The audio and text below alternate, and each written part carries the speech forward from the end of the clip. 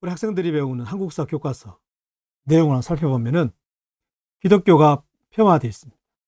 그리고 이슬람은 미화되어 있고 이슬람의 홍보물로 전도지로까지 이렇게 인식될 만큼 너무 편향적으로 기술되어 있다고 하는 사실입니다. 개신교 관련 어떻게 되어 있느냐? 예수, 삼일체론 등 모두 부정, 반그리스도적 내용 기술로 폄하했고 내용도 축소했다. 그러니 우리 아이들이 학교에 가서 배우는 내용으로 교회에 대한, 예수님에 대한, 삼일체에 대한, 교리에 대한 것들을 다 부정하고 온다는 사실입니다. 우리는 이 대목에서 우리 교회 사역자들이 생각을 깊이 해야 됩니다. 교회에서만 제자 훈련한다고 제자가 되는 것이 아니라는 사실. 이 아이들은 학교에서 초, 중, 고, 대학 과정을 통해서 그리고 지금 넘쳐나고 있는 각종 인기 있는 그런 강사들의 강의에 의해서 우리 아이들의 정서 속에는, 의식 속에는 기독교가 부정되고 있다는 사실. 반면에 이슬람은 지필진들이 이슬람의 주장을 거의 다 수용했고 우호적인 내용을 대폭 할애해서 담고 있다. 그래서 5대 종교 소설량을 한번 봤더니 이렇습니다. 이슬람은 46.1%, 18면을 할애해가지고 장황하게 해줬습니다. 그리고 개신교는 딸랑 3%입니다. 그것도 개신교를 하지 않냐고 크리스트교 해가지고 과거에는 국정화에는 기독교라고 썼거든요. 개신교 혹은. 그런데 지금 검정교과서에는 크리스트교 아주 애매모호하게 정교회, 로마 카톨릭, 개신교를 합쳐가지고 크리스트교 해가지고 이렇게 서술을 하고 있다는 사실입니다. 더 심각한 것이 뭐냐? 이슬람교의 5대 교리와 무하마드, 출생, 설화, 만화로 자세하게 마치 이것이 국내에 있는 이슬람 사원에서 포교용으로 사용하는 전도지와 매우 유사하게 만들었다는 사실입니다. 이게 우리 아이들이 배우고 있는 중고등학교 역사 교과서입니다. 세계사 교과서입니다. 사회 교과서 내용에 이런 내용이 있다는 것입니다. 자, 여기에 더 가관인 것이 무엇입니까?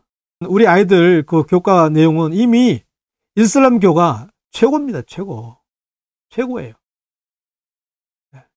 거기에다가 지금 정부에서는 뭐 하냐? 무슬림 차별금지법을 제정하겠다. 자, 잘 보십시오. 그러면 어떤 상황이 벌어지겠습니까?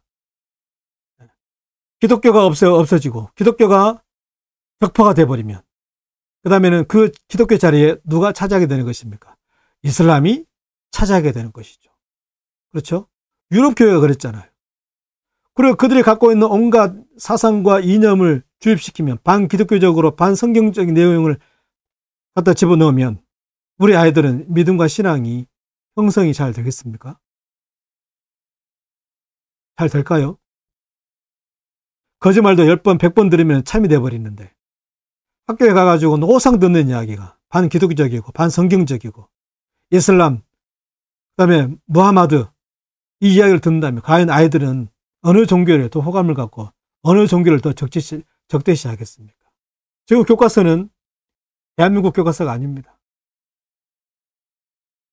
이거는 북한을 소개하는 교과서, 이슬람을 소개하는 교과서, 북한을 소개하는 교과서, 그리고 현 정부를 홍보하는 홍보물로 전락해 있습니다. 이런 상황에 최근에 김일성 회고록이 출판되고 판매가 된다고 했죠. 그래서 어느 시민단체에서 이것을 이제 금지 신청을 냈는데 기각당했습니다. 그리고 통일부에서는 북한의 노동신문 기사를 통일부 홈페이지에다 다 게시하겠다. 적어도 여러분 이 두 가지 정보를 보려면은 안보에 이것을 다룰 수 있는 자격을 갖춰야 됩니다. 그죠? 아무나 이렇게 보고해서는 안 되는 것이죠. 그리고 북한에서 신음하고 있는 우리 동포들을 위해서 대북 전단을 우리 정부에서 막았습니다. 왜 막았을까요? 김일성 회고록이 판매가 되고 북한의 노동신문이 국내에 뿌려지면 어떤 현상이 발생되겠습니까? 여기에다 국가보안법이 폐지가 됐습니다. 어떤 세상이 되겠습니까? 그러면 이 나라는 완전히 무법천지가 되는 것입니다.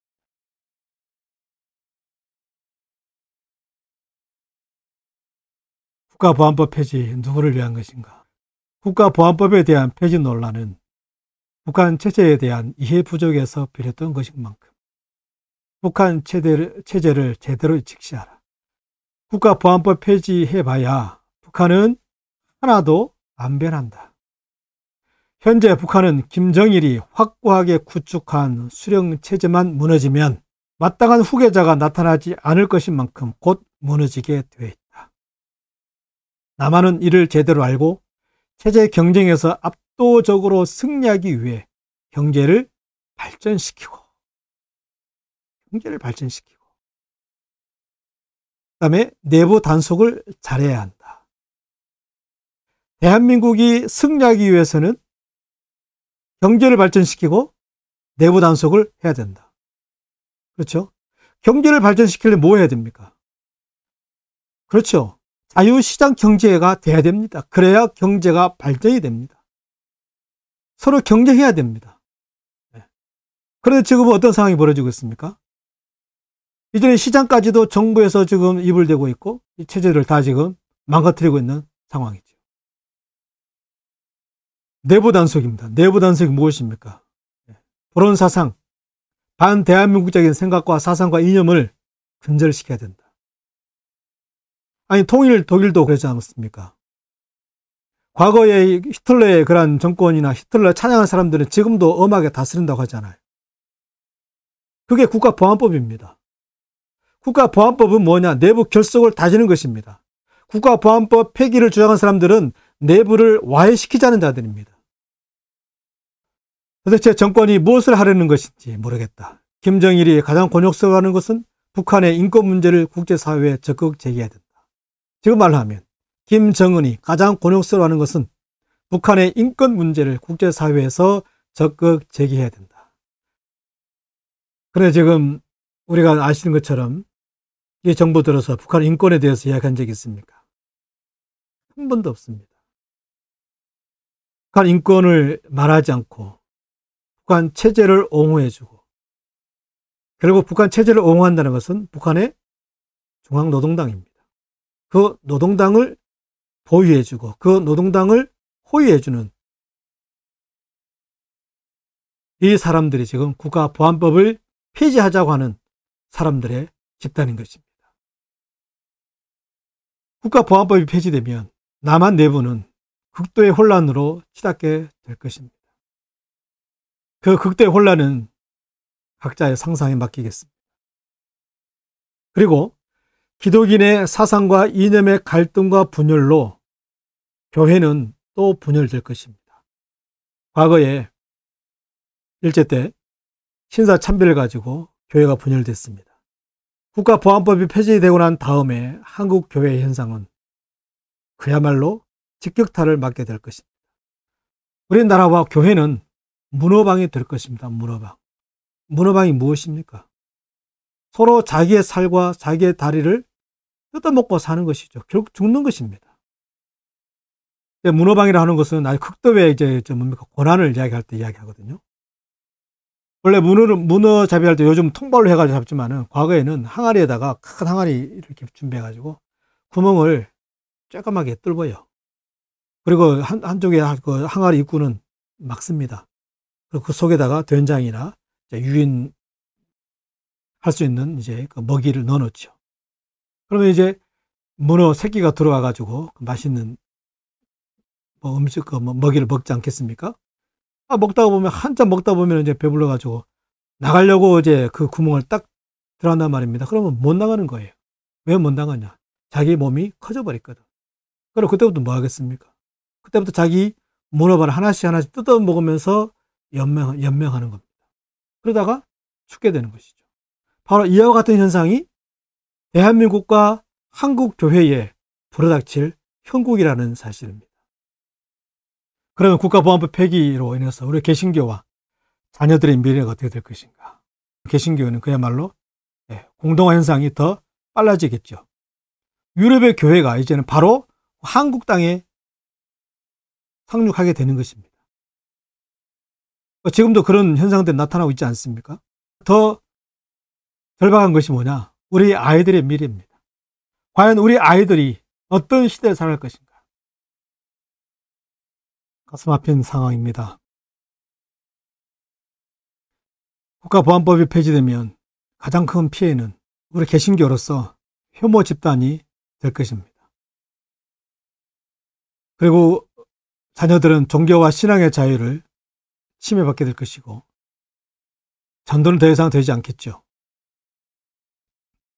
국가보안법 폐기 이후 교회와 가정에서 이를 제대로 대응하지 못하면 우리 자녀들은 기독교에 대한 회의를 느끼게 될 것이고 앞장서서 교회를 무너뜨리고 기독교를 혐오하는 그러한 일들이 일어날 수 있습니다. 공산주의 이론가들 누구였습니까?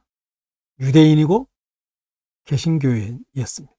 2021년 대한민국은 금지하는 모든 것을 금지당하려고 하는데도 침묵하고 있습니다. 조선예수교 장로회 제27회 총회 이틀째인 1938년 9월 10일 총회에서 신사 참배가 가결되었음에도 침묵으로 일궈냈던 역사가 재현되고 있는 현상입니다. 우리 신앙의 선배들은 일본 경찰에 강압에 눌려 신사 참배를 반대하는 용기를 보여주지 못했습니다. 지금 우리는 국가보안법 폐기 반대를 외치지 못하는 것은 무엇 때문인가요? 내가 알고 있는 지식에 내 자신이 속아있기 때문에 그렇습니다. 침묵은 공범입니다. 지금 우리가 해야 할 가장 중요한 결단은 무엇입니까? 옳은 것은 옳다 하고 아닌 것은 아니라라고 분명한 소리를 내는 것이 이 시대를 사는 사람의 책임과 소명을 다하는 것입니다.